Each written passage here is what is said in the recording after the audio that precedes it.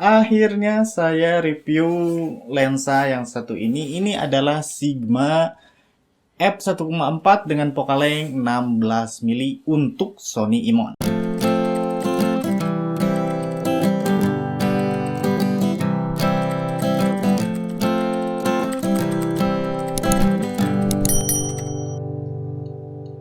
Sebenarnya saya rada males untuk membahas lensa satu ini, bukan karena kualitasnya yang jelek, tapi karena memang sudah banyak reviewer yang review lensa satu ini. Dan para reviewer pada bilang jika lensa Sigma 16mm f1,4 ini adalah salah satu lensa terbaik untuk Sony APS-C. Dan jika saya review lensa Sigma 16mm f1,4 ini lagi, saya pun pasti akan bilang hal yang sama. Karena sulit buat nyari lensa yang bisa mengalahkan value dari Sigma 16mm f1,4 ini. Dia punya ketajaman yang baik, dapat menghandle abrasi kromatik dengan baik, menghandle flare dengan baik, dan mampu menangkap fokus di jarak yang lumayan dekat. Tapi dengan harga yang sangat murah, yaitu sekitar 4,5 jutaan saja. Sebenarnya kalau kita mau adu tajam, masih banyak lensa yang lebih tajam daripada lensa Sigma 16mm ini, seperti lensa dari Sony seri G Master atau G Lens. Tapi kebanyakan Sony seri G Lens dan G Master merupakan lensa untuk kamera Sony dengan sensor full frame. Memang bisa sih digunakan di APS-C karena memang mountingnya pun sama, tapi harganya mahal. Bahkan beberapa lensa G Master harganya jauh lebih mahal daripada kamera Sony dengan sensor APS-C. Tapi tahukah kamu jika pun ini bisa dibilang salah satu lensa terbaik untuk kamera APS-C, dan saya adalah seorang pengguna kamera Sony APS-C, saya jarang sekali untuk menggunakan lensa ini, terlebih untuk digunakan di outdoor. Alasannya kenapa? Bagi saya ini kegedean, ukurannya panjang, sekitar 92 mili dengan berat 405 gram. Memang tidak terlalu berat sih, tapi buat saya yang memilih menggunakan lensa Sony APS-C memang karena ukurannya kan compact ya. Jika pakai ini ukurannya akhirnya jadi tidak compact lagi. Bahkan gimbal PUG 6X yang sering saya gunakan sulit untuk dibalancing karena terlalu berat ke depan. Akhirnya saya jadi sering menggunakan lensa Piltrock 23mm yang pernah saya bahas di sini. Di sini atau di sini ya? Lihat saja ini linknya. Dalam box penjualan lensa Sigma 16mm f1,4 kita akan diberikan lens hood secara gratis dengan diameter 67 mili. Lens hoodnya terbuat dari plastik. Sementara untuk bodi lensa terbuat dari logam. Walau harus saya bilang build quality-nya biasa saja, tidak bagus dan tidak juga jelek. Di tengahnya terdapat ring pengaturan fokus terbuat dari karet dengan ukuran yang cukup besar. Sayangnya di bodi lensanya tidak terdapat pengaturan aperture, sehingga untuk pengaturan aperture kita harus melakukan setting di kamera dengan bukaan terbesar f1,4 dan bukaan terkecil f16. Buat kamu yang baru pertama kali melihat review lensa 16mm f1,4 dari Sigma ini, berikut saya tampilkan beberapa hasil tes dari ketajaman, distorsi, vignette, dan lain-lain. Dan berikut hasil tesnya.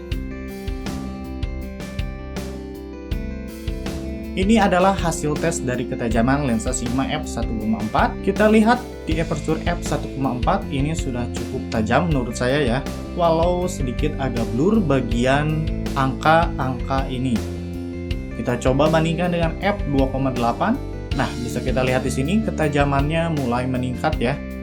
Bisa dilihat di bagian angka setelah sebelah sini lebih tajam di 2,8 aperture-nya. Kita coba naikkan ke f4. Bisa kita lihat sudah semakin tajam. Lihat, perhatikan di bagian ini. Dan ini ketika kita bandingkan dengan f8, sudah sangat tajam sekali ya. Tapi di sini sedikit ada noise karena memang pengaturan ISO-nya saya naikin. Menurut saya ketajaman lensa Sigma akan terasa di angka f2,8 ke atas. Kalau untuk f1,4 ketajamannya sedikit menurun. Flare adalah efek dari pantulan cahaya berlebih seperti dari matahari atau lampu yang membentuk bulatan-bulatan cahaya. untuk flare, ada orang yang suka flare tebal dan ada juga yang tidak suka flare. Dan ini untuk flare Sigma 16mm f1,4.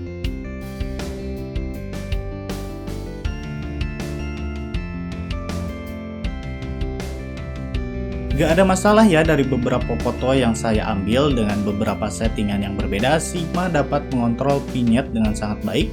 Tidak terlihat ada penggelapan warna di tepian foto. Sebenarnya ada sedikit, namun kita harus benar-benar jeli untuk melihatnya.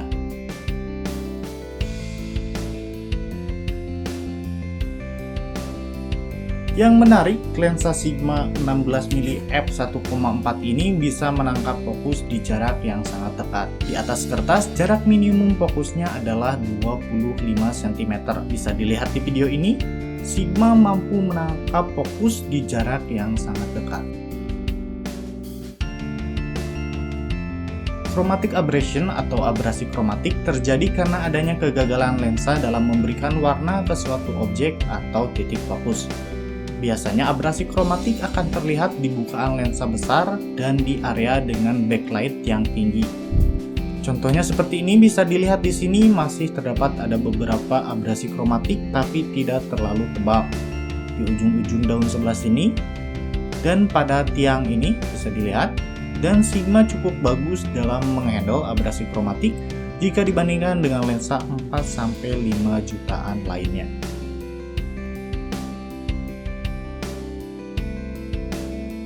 Dari foto ini bisa kita lihat adanya distorsi, walau distorsinya cukup minim. Distorsi itu efek lengkungan yang membuat foto terlihat cembung atau cepu. Di lensa wide, memang distorsi sulit untuk dihindarkan. Jika kita tarik garis seperti ini, kita bisa lihat di bagian garis putih di foto tidak rata ya.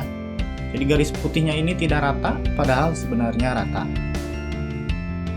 Namun, untuk mengatasi abrasi kromatik, shadow, dan juga distorsi, banyak sekali software untuk memperbaikinya. Bahkan di kamera pun sudah ada settingan agar kamera bisa dengan otomatis menghandle distorsi, shadow, dan juga abrasi kromatik. Untuk kamera Sony, masuk menu, pilih tab 1,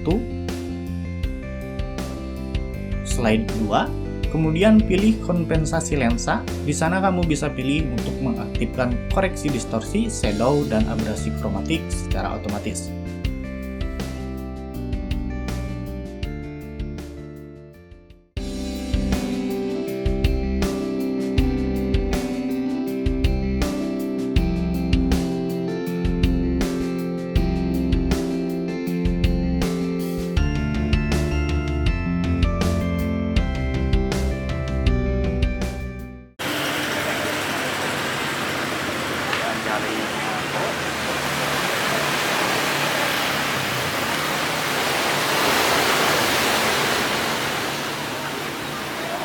Adalah tadi anu sama tuh benar.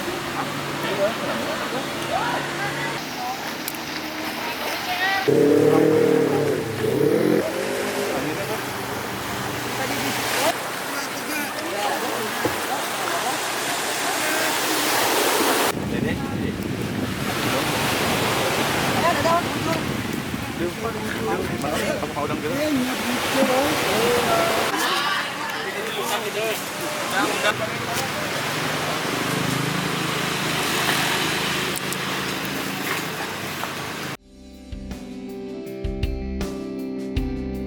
Kesimpulannya, seperti yang saya bilang di awal, jika kita lihat dari segi value, ini memang bisa jadi lensa terbaik untuk kamera Sony APS-C. Tapi kalau ingin cari yang lebih berkualitas, masih banyak lensa yang lebih berkualitas daripada Sigma 16mm f1,4 ini. Bahkan lensa dari Sigma itu sendiri banyak yang lebih bagus, terutama di Sigma seri Up terbaru, namun tentu harganya lebih mahal.